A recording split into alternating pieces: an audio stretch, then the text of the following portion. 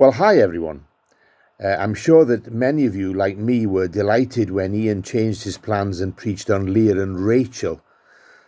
I'd never really thought of Leah as possibly having the mindset which Ian painted, a most perceptive and poignant picture of this woman and her position, and one which I found very moving.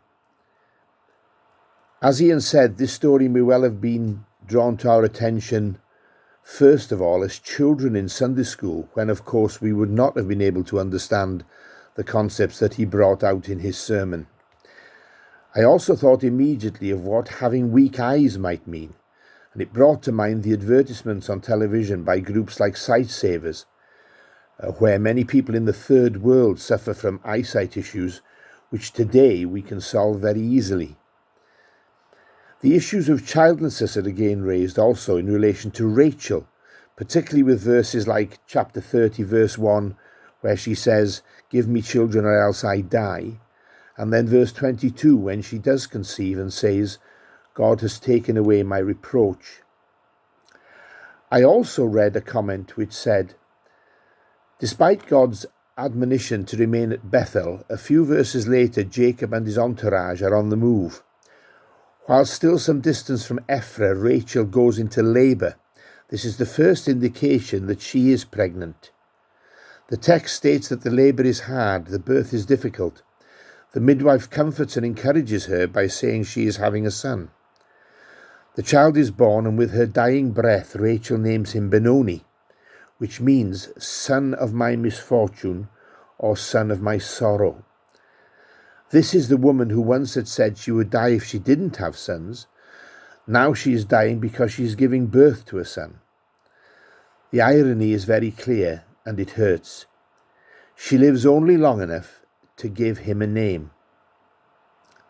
However, if I can stay with Rachel for a moment, these following comments based on chapter 35 are also poignant, I feel, and worthy of note.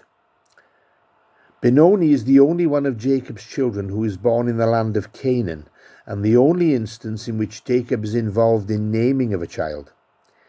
He changes Benoni's name to Benjamin, meaning son of good fortune, or son of my right hand. Some scholars think this reference to my right hand is a metaphor for strength. Others think it means south, referring to the place of his birth, or the future location of the tribe of Benjamin as one of the southern tribes.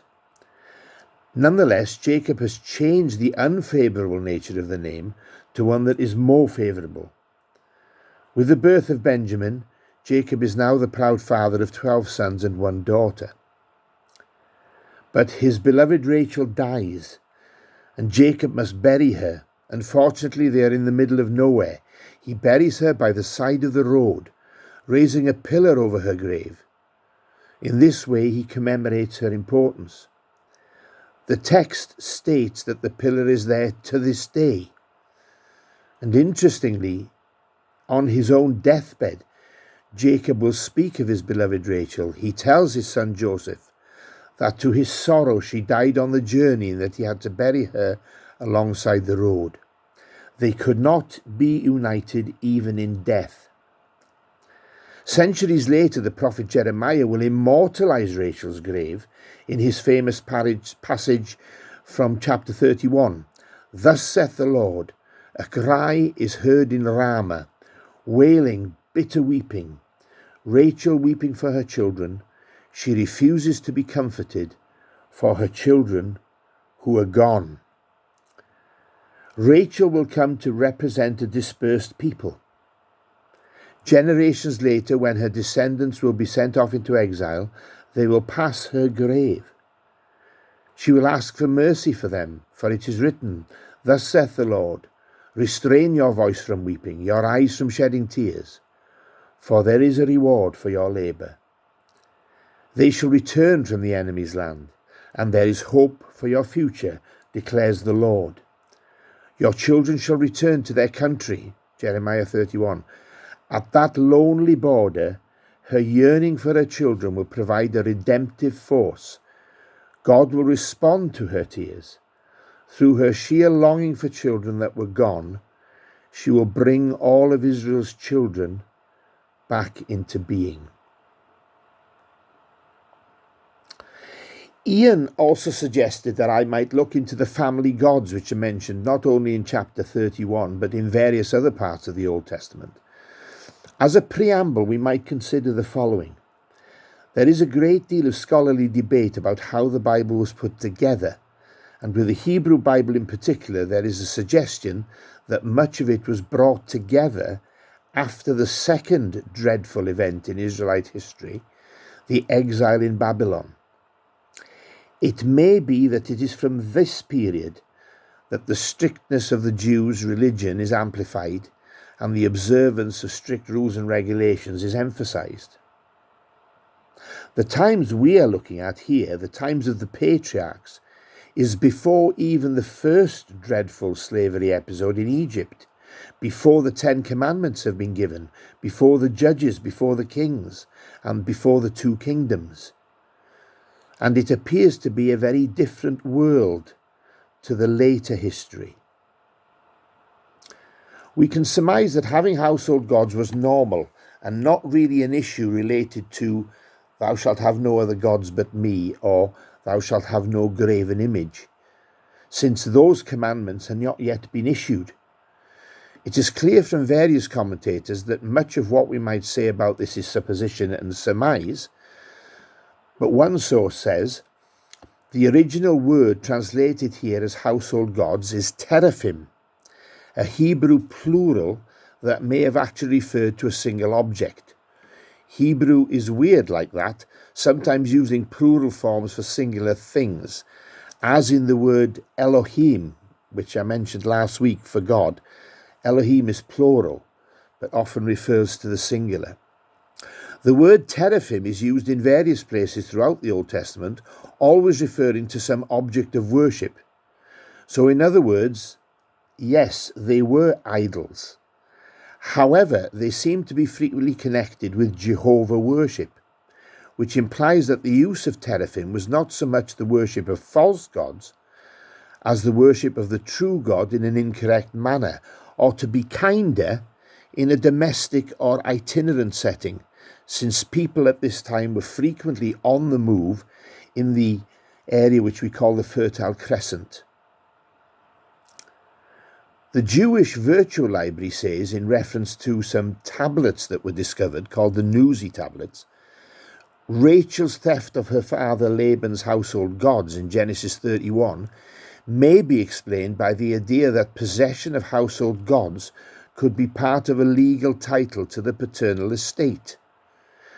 C.H. Gordon, in his Revue Biblique, adds that in the case of a married daughter, it gave her husband the claim to her father's property. Because Laban now had sons of his own, who alone had the right to their father's gods, Rachel's theft was a serious offence. Rachel secretly stole her father's small teraphim, which she hid in her camel saddle, when Jacob and his family snuck from Laban's home to return to Canaan. Laban pursued them and asked why they had stolen my Elohim, his gods, his spirits.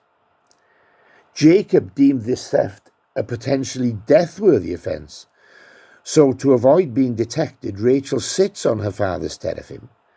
She avoids rising before her father by appealing to the way of women in chapter 31, verse 35. This undoubtedly means menstruation. Given ancient Near Eastern custom, Laban would not wish to touch her in that state. She was considered unclean.